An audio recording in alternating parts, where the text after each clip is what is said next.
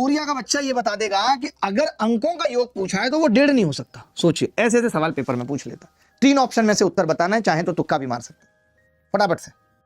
देखिए भाई, डांस कर दो सर। हाँ हाँ, मैं तो तुम्हारे पापा ने सपना चौधरी समझाया ना मुझे, डांस कर दो पापा।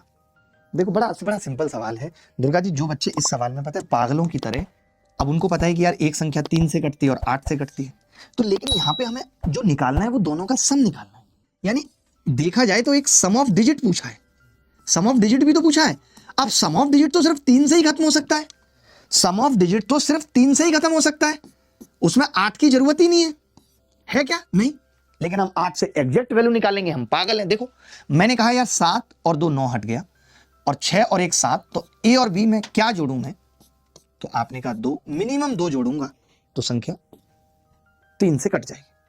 एक और सवाल पूछ रहा हूं, फिर कुछ इंप्लीमेंटेशन वाले सवाल करेंगे, आपको मजा आएगा बहुत। फटाफट से 3-4 सवाल निपटाते हैं जल्दी जल्दी। जैसे ये कह रहा है 9 अंकों की संख्या 3 8 9 x 6 3 7 8 y 72 से विभाज्य है, तो 6x + 7y क्या होगा? दुर्गा जी आप बताइए, आपका समय शुरू हो चुका है, आपका समय शुरू हो चुका है। जो बच्चा इस सवाल का उत्तर देगा उसको मेरी तरफ से मिलेंगे। आज कोई पैसे नहीं है ही नहीं, आज पिछली क्लास में लाए थे, आपने उत्तर बताया नहीं तो आपको मिलते सारे पैसे।